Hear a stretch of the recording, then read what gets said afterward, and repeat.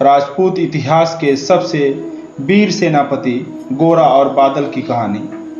गोरा और बादल राजपूत इतिहास के सबसे वीर सेनापतियों में गिने जाते हैं। आज आप उनकी वीरता को जान पाएंगे। धन्य हो भारत माता और राजस्थान की वीर भूमि, जहां इन दो सूरवीरों ने जन्म लिया। एक एक कर मिटे सभी मेवाड़ी वीर सिपाही, एक एक कर मिटे सभी मेवाड़ी वीर सिपाही। रतन सिंह पर लेकिन रंचक आंच न आने पाई, गोरा बादल के सौ पर भारत माता रोई थी। उसने अपनी दो प्यारी ज्वलंत मड़ियां खोई थी, उसने अपनी दो प्यारी ज्वलंत मड़ियां खोई थी। गोरा और बादल न तो राजा थे और न ही सम्राट, न ही बादशाह। साहस और वीरता पर एकाधिकार किसी राजा को ही हो, यह जरूरी नहीं है। जरा सोचिए उन भावनाओं का शिखर जहां सेनापति अपनी गर्दन कटवा ले और धड़ युद्ध करता रहे। चित्तौड़गढ़ का इतिहास राजपूताना मिसालों से भरा पड़ा है, लेकिन चित्तौड़गढ़ के राजा रावल रतन सिंह के सेनापति गोरा बादल की कई महायुद्धों पर भारी पड़ने वाली कहानी है। गोरा चित्तौड़गढ़ पर शासन करने वाले रावल रतन सिंह के सेनापति थे और बादल सेनापति गोरा के भतीजे थे। ऐसा कहा जाता है कि युद्ध रणनीति बनाने में गोरा और बादल का कोई सानी नहीं था। चित्तौड़गढ़ की सुरक्षा जिन 7 अवैध दरवाजों पर टिकी थी, उनमें से 2 गोरा बादल थे। इतिहास जिस तरह से गोरा के पराक्रम को याद करता है, उसी तरह से उनके भतीजे बादल को भी याद करता है। बादल बचपन से ही अपने काका की तरह युद्ध कला में माहिर थे। महज 12 साल की उम्र में उन्होंने जिंदगी की सबसे बड़ी लड़ाई लड़ी। युद्ध कला में महारत होना अलग बात है, परंतु महाभारत के अभिमन्यु की तरह मुश्किल हालात में अपने शौर्य को साबित करना किसी भी योद्धा के लिए मुश्किल होता है। बादल के लिए अग्नि परीक्षा का समय आ गया था। बादल को अग्नि परीक्षा क्यों देनी पड़ी, इसके लिए चित्तौड़गढ़ के इतिहास के पन्नों को पलटना होगा। चित्तौड़गढ़ के राजा रावल रतन सिंह ने एक स्वयंवर में रानी पद्मावती से शादी की। रानी पद्मिनी या पद्मावती के रूप और गुण के चर्चे आसपास के राज्यों में भी थे। रावल रतन सिंह के दरबार में राघव चेतन नाम का एक संगीतज्ञ था। राघव चेतन तंत्र विद्या का विज्ञानी था। राघव चेतन महाराजा रावल रतन सिंह का राजपुरोहित बनना चाहता था। राघव चेतन पंडित होने के साथ साथ तंत्र मंत्र का भी साधक था। एक बार रावल रतन सिंह ने राघव चेतन को काला जादू करते हुए पकड़ लिया था। रावल रतन सिंह तंत्र विद्या का बहुत विरोध करते थे। उन्होंने राघव चेतन को इस कृत्य के लिए राज्य से बाहर निकालने के आदेश दिए। रावल रतन सिंह को क्या पता था कि जिस चेतन को वह सजा दे रहे हैं, वही उनकी और चित्तौड़गढ़ की बर्बादी का कारण बनेगा। रावल रतन सिंह के द्वारा अपमानित करके निकाले जाने के कारण राघव चेतन दिल्ली के सुल्तान अलाउद्दीन खिलजी के पास जाता है, ताकि वह दिल्ली के सुल्तान से हाथ मिला सके और चित्तौड़गढ़ पर हमला करवाकर अपने अपमान का बदला ले सके। राघव चेतन अलाउद्दीन खिलजी के बारे में अच्छे से जानता था। उसे पता था कि खिलजी दिल्ली के पास जंगल में रोज शिकार करने के लिए आता है। राघव अलाउद्दीन खिलजी से मिलने के लिए बांसुरी बजाता रहता था। एक दिन किस्मत से खिलजी ने राघव चेतन की सुरीली बांसुरी की आवाज को सुन लिया और उसे अपने दरबार में बुलाया। इस प्रकार राघव चेतन खिलजी के दरबार में पहुंचा और आक्रांता अलाउद्दीन खिलजी के सामने पद्मिनी के रूप और सौंदर्य की तारीफ करना शुरू कर दी। रानी पद्मिनी के बारे में इस तरह की तारीफ सुनकर अलाउद्दीन खिलजी ने चित्तौड़गढ़ और रानी पद्मिनी पर कब्जा करने की ठान ली। इसके लिए अलाउद्दीन खिलजी की सेना ने सबसे पहले चित्तौड़गढ़ के दुर्ग को घेरा, परंतु चित्तौड़गढ़ दुर्ग की अवैध सुरक्षा के कारण वह कुछ हासिल न कर सका। इसके बाद अलाउद्दीन खिलजी स्वयं चित्तौड़गढ़ दुर्ग के पास पहुंचा और रावल रतन सिंह को संधि प्रस्ताव भेजा कि वह दिल्ली वापस लौट जाएगा, पर सिर्फ इस शर्त के साथ कि रतन सिंह रानी पद्मावती को एक बार देखने दें। राजा रावल रतन सिंह ने खिलजी की शर्त को मंजूर कर लिया, पर यह बात सेनापति गोरा को बिल्कुल अच्छी नहीं लगी। तब राजा रतन सिंह ने सेनापति गोरा से कहा कि हर समय युद्ध नहीं होता, कुछ जगह रणनीति और कूटनीति का भी इस्तेमाल किया जाता है। अलाउद्दीन खिलजी जब महल में आया तो रावल रतन सिंह ने उसे एक शीशे में रानी पद्मिनी की छवि को दिखाया। कहते हैं रानी पद्मिनी के सौंदर्य को देखकर अलाउद्दीन खिलजी का पागलपन और अधिक बढ़ गया।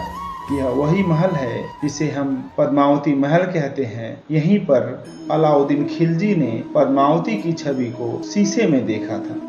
रानी पद्मिनी को देखने के बाद अलाउद्दीन खिलजी उस समय तो महल से वापस लौट गया। अगले दिन चित्तौड़ दुर्ग के पास बने अपने कैंप से रावल रतन सिंह को एक संदेश भिजवाया कि वह कुछ संधि प्रस्तावों पर बात करना भूल गया था। इस कारण बात को पूरी करने के लिए वह रावल रतन सिंह उसके कैंप में आए। रावल रतन सिंह अलाउद्दीन खिलजी की यह चाल समझ नहीं पाए और कुछ चुनिंदा राजपूत सैनिकों के साथ वह अलाउद्दीन खिलजी के कैंप में पहुंच गए और अपनी पसंद को पाने में नाकामयाब होने की खींच में अलाउद्दीन खिलजी ने रावल रतन सिंह को धोखे से बंदी बना लिया।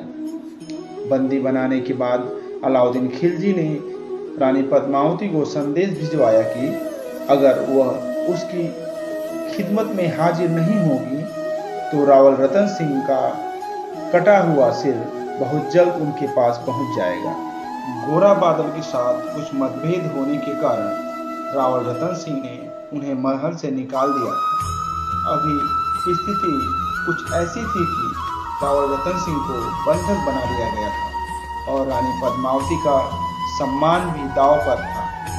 इस विकट परिस्थिति को देख रानी पद्मावती ने अपने कुछ विश्वास पात्र लोगों को गोरा बादल को ढूंढने के लिए लगाया। कुछ समय तलाश के बाद गोरा बादल रानी पद्मिनी को एक जंगल में मिल गए। रानी पद्मिनी ने हाथ जोड़कर गोरा बादल से विनती की और कहा कि महाराजा रावल रतन सिंह को अलाउद्दीन खिलजी की कैद से छुड़ाने के लिए उनकी मदद करें। गोरा बादल ने रानी पद्मावती से कहा, आप बिल्कुल चिंता ना करें, आप सिसोदिया कुल की महारानी हैं, आप सिसोदिया कुल की जगदम्बा हैं। किसी भी हाल में हम महाराजा को वापस लाएंगे। इसके बाद गोरा और बादल ने राजा को छुड़वाने के लिए एक रणनीति तैयार की। एक बार फिर चित्तौड़ की सेना का नेतृत्व अब गोरा के हाथों में था। गोरा ने रानी पद्मावती से कहा, तुम निश्चिंत रहो महलों में, देखो समर भवानी। तुम निश्चिंत रहो महलों में, देखो समर भवानी। और खिलजी देखेगा केसरिया तलवारों का पानी। राणा के सकुशल आने तक गोरा नहीं मरेगा। राणा के सकुशल आने तक गोरा नहीं मरेगा। एक पहर तक सर कटने पर धड़ युद्ध करेगा। एक पहर तक सर कटने पर धड़ युद्ध करेगा। गोरा बादल के साथ वीर राजपूत सैनिक कुछ इस तरह डोलियों में बैठकर खिलजी की ओर गए थे। सेनापति गोरा की अलाउद्दीन खिलजी पर सर्जिकल स्ट्राइक की रणनीति। गोरा ने 700 की संख्या में डोलियां बनवाई और इन 700 डोलियों में 700 सैनिक बैठाए गए और हर डोली को 4-4 राजपूत सैनिक उठा रहे थे।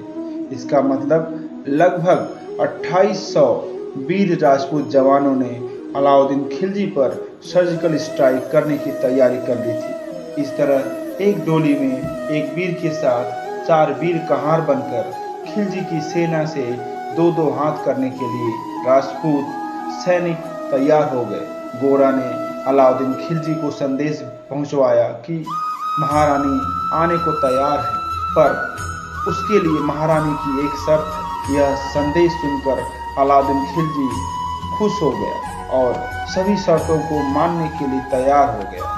गोरा और बादल का मातृभूमि और राज्य धर्म के लिए सर्वोच्च बलिदान। आखिरकार वह समय आ गया जब डोलियां लेकर राजपूत सैनिकों ने खिलजी के राज्य में प्रवेश किया।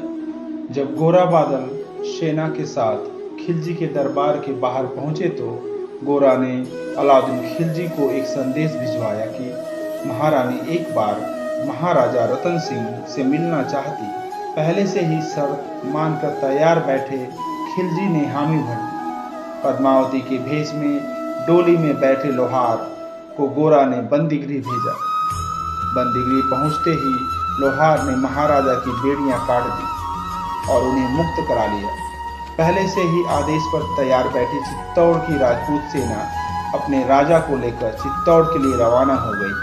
जब यह खबर खिलजी को लगी तो उसने रणभूमि में दुगनी सेना के साथ रतन सिंह को रोकने के लिए सेना भेजी।